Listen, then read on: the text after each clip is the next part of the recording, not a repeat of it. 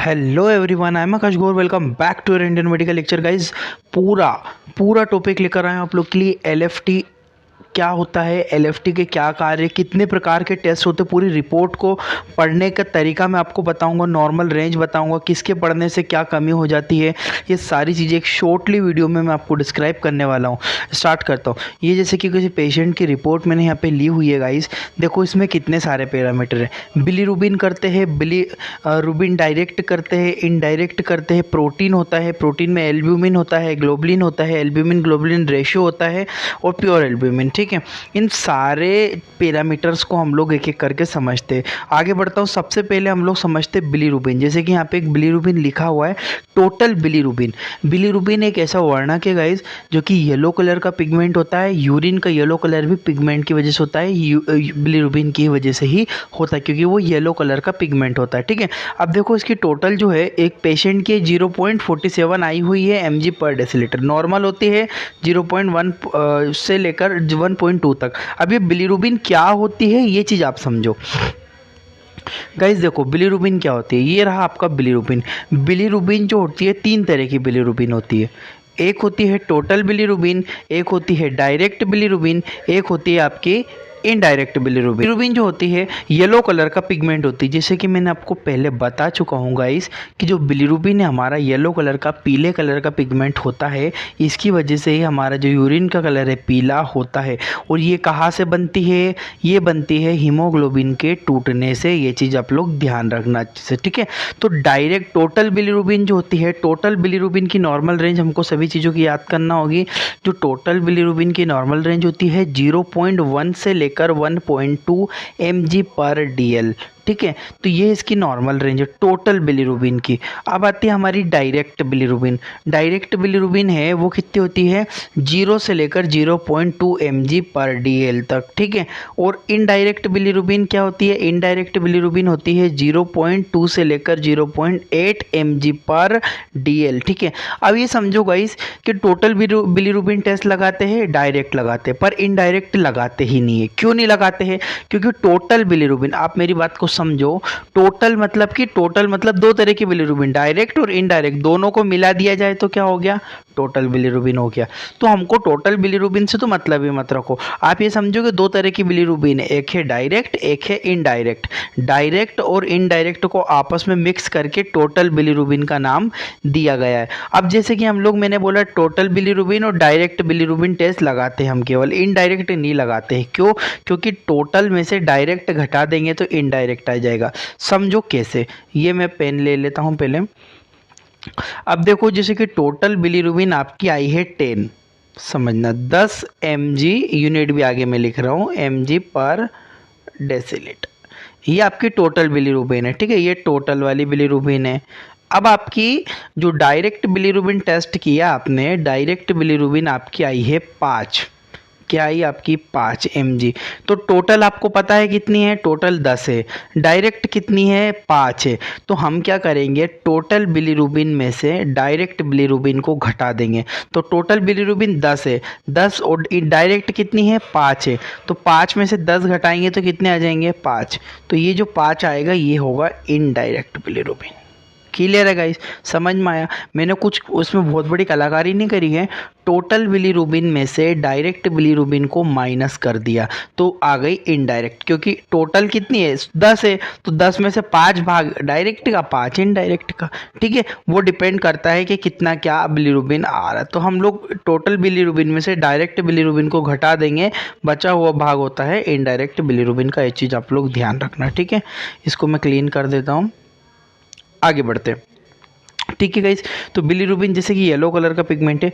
Bilirubin के बढ़ जाने पर जॉन्डिस या पीलिया नामक बीमारी होती है। सबको पता है जॉन्डिस या पीलिया क्या होता है।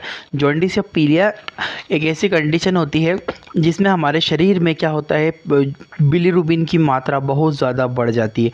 और जब जब बिलीरुबिन की मात्रा बढ़ेगी, यानी कि बिलीरुबिन बढ़ने से कौन सी बीमारी होती है? जॉन्डिस होती है। ये चीज़ आप लोग माइंड में रखना।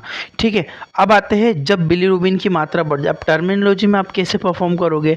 यदि आपकी बिलीरुबिन ज़्यादा आ रही है तो आप हाइपर बिलीरुबिनेमिया पेशेंट है। हाइपर बिलीरुबिनेमिया मतलब हाइपर का मतलब ज़्यादा, बिलीरुबिनेमिया मतलब बिलीरुबिन। यदि बिलीरुबिन की मात्रा बहुत ज़्यादा बढ़ जाए तो उसे हाइपर बिलीरुबिनेमिया कहते हैं।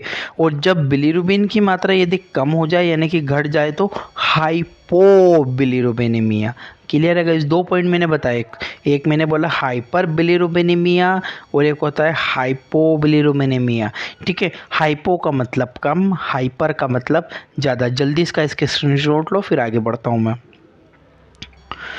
अब देखो गाइज, हमने अभी तक देखा बिलीरुबिन, टोटल बिलीरुबिन क्या होती है, डायरेक्ट बिलीरुबिन क्या होती है, इनडायरेक्ट बिलीरुबिन क्या होती है, इनकी नॉर्मल रेंज देखी। ठीक है, अब हम लोग डिस्कस करते हैं प्रोटीन के बारे में, क्योंकि इसमें पीछे लिखा हुआ है प्रोटीन। अब देखो यहाँ तक रिपोर्ट मैंने आपको समझा चुका हूँ, टोटल, डायरेक्ट और इनडायरेक्ट तक। अब यहाँ पे प्रोटीन की जाँच लिखी हुई है। प्रोटीन क्या होता है जरा देखो, दो तरह के प्रोटीन होते हैं। एक होता है एल्ब्यूमिन, एक होता है ग्लोबुलिन, और दोनों मिला दो तो टोटल प्रोटीन। समझ में आ रहा है आपको।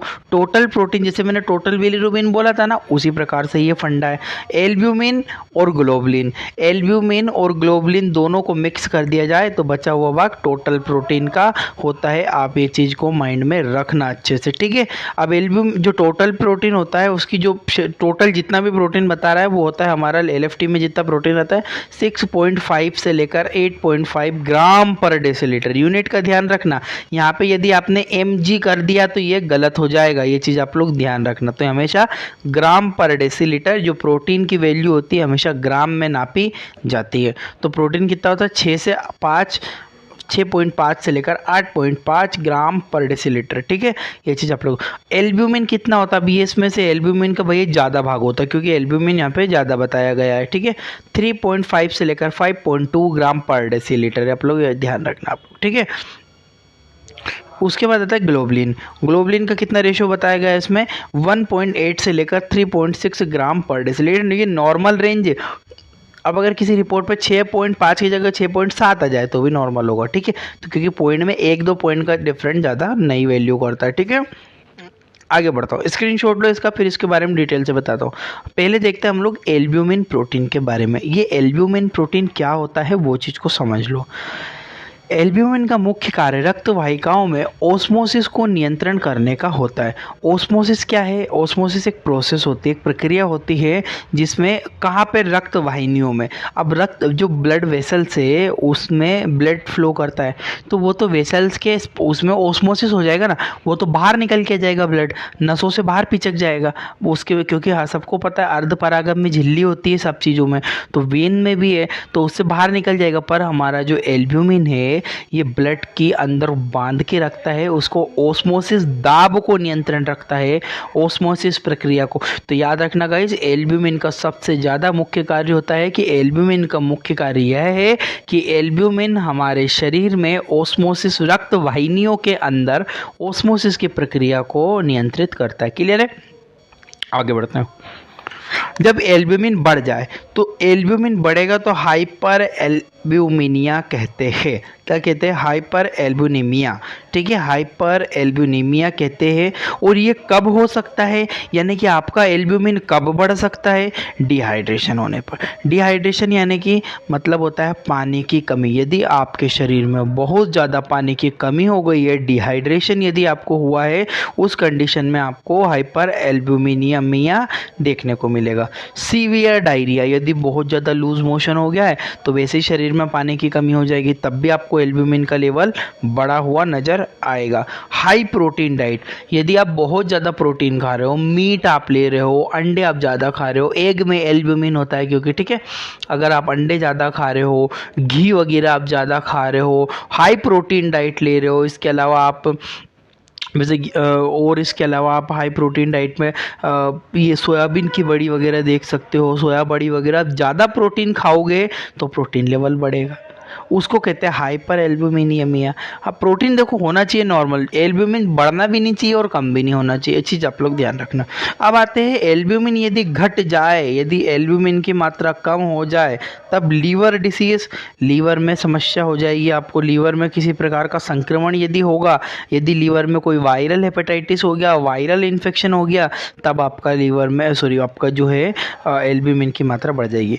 किडनी डिसीज़, यदि आपको किडनी में कोई संक्रमण है, किडनी में कोई बीमारी हो गई, किडनी में कोई संक्रमण है, इन्फेक्शन हो गया, तब उस कंडीशन में, उस अवस्था में भी आपका एल्ब्यूमिन की मात्रा अत्यधिक बढ़ जाएगी, बहुत ज़्यादा एल्ब्यूमिन का लेवल उसमें इंक्रीज होने लगेगा। तो गाइज मैंने कारण भी बताया है, ठीक है। हाइपर एल्ब्यूमिनिया मतलब ज़्यादा, हाइपो एल्ब्यूमिनिया मतलब कम। ये क्वेश्चन बहुत बार एग्जामों में भी पूछा जाता है कि हाइपर एल्ब्यूमिन जब बढ़ता है तो उसे क्या कहते हैं, हाइपर एल्ब्यूमिनिया, और जब एल्ब्यूमिन कम होता है हाइपो एल्ब्यूमिनिया। क्लियर है, स्क्रीनशॉट लो, आगे बढ़ता हूँ।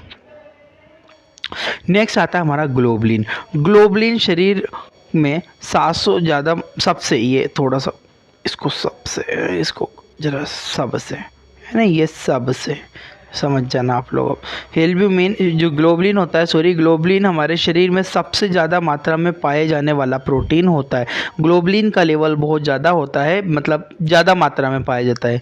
और ग्लोबुलिन का मुख्य कार्य क्या होता है, शरीर से रोगों को बचाना। क्योंकि ग्लोबुलिन से आपको एक वर्ड याद आ रहा है, इम्यूनोग्लोबुलिन। जो इम्यूनोग्लोबुलिन है वो एंटीबॉडी है हमारी बॉडी की, और वो ग्लोबुलिन प्रोटीन का ही भाग होता है। क्योंकि ग्लोबुलिन प्रोटीन भी alpha globin, beta globin, gamma globin, ठीक है, अलग अलग प्रकार के ग्लोबिन होता है, और इनमें से ही कुछ ग्लोबुलिन की चेनें मिलकर हीमोग्लोबिन बनाती है, ठीक है। वो भी एक प्रोटीन है, हीमोग्लोबिन भी एक प्रोटीन है, जो कि हीम प्लस ग्लोबिन से मिलकर। इसी प्रकार से इम्यूनोग्लोबुलिन जो हमारे शरीर की प्रतिरोधक जो क्षमता होती है ना, यदि ग्लोबुलिन प्रोटीन का लेवल हल्का नॉर्मल रहता है ना अपना, तो अपनी इम्यूनिटी भी अच्छी रहती है उससे, ठीक है। जब एल्ब्यूमिन, अब देखो, जब एल्ब्यूमिन बढ़ जाए, ग्लोबुलिन, मैं एल्ब्यूमिन बोल रहा हूँ, जब ग्लोबुलिन की मात्रा बढ़ जाए तब इसे कहते हैं हाइपर ग्लोब्यूनिमिया। क्या कहते हैं, हाइपर ग्लोब्यूनिमिया। अब देखो ये कब हो सकता है, जो ग्लोबुलिन है वो उसकी मात्रा कब बढ़ सकती है आपके शरीर में, एक्यूट इन्फेक्शन, यदि आपके शरीर में कोई संक्रमण हुआ है तो आपकी जो एंटीबॉडी है ना, इम्यूनोग्लोबुलिन, वो जाएगी, लड़ेगी और उसकी संख्या बढ़ती ही जाएगी। तो ऐसा कब होगा, जब हमें कोई संक्रमण हुआ, जब हमें कोई इन्फेक्शन हुआ हो, तब ऐसा हो सकता है। और उसके अलावा रूमेटॉइड अर्थराइटिस, यदि रूमेटॉइड हड्डी से रिलेटेड समस्या होती है, घुटनों जोड़ों से रिलेटेड अर्थराइटिस हो गया हो, तब बढ़ जाएगा। मल्टीपल माइलोमा आपको बन सकता है। लीवर डिसीज़, यदि लीवर डिसीज़ हो सकती है तो लीवर डिसीज़ में भी आपका ग्लोबुलिन प्रोटीन बढ़ेगा।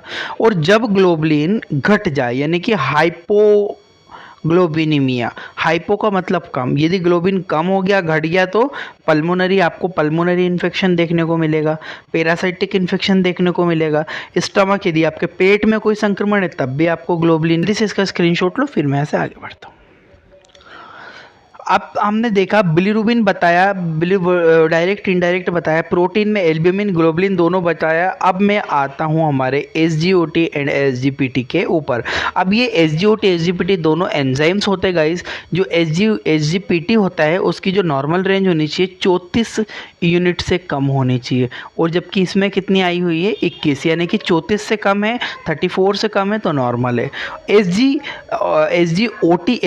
और SGOT की 23 आई हुई है, जबकि आने कितनी चाहिए 31 से कम, तो इसमें 23 यानी कि नॉर्मल है, यानी कि 31 से कम है मतलब नॉर्मल होती है। ये हमारे दोनों एंजाइम होते हैं और ये हमारे जॉन्डिस वगैरह में भी बढ़ जाते हैं, इनकी मात्रा बढ़ भी जाती है, ठीक है। तो thank you for watching guys. ये था आपका एक शॉर्टली डिस्क्रिप्शन मैंने आपको दिया है LFT के बारे में। इसके लिए डिटेल में वीडियो मेरे चैनल पे ऑलरेडी अपलोडेड है, आप चाहो तो लीवर फंक्शन टेस्ट की जो मैंने बताई हुई है डिटेल में आप लोग जाके देख सकते हो। थैंक यू फॉर वॉचिंग, आपका अपना इंडियन मेडिकल लेक्चर।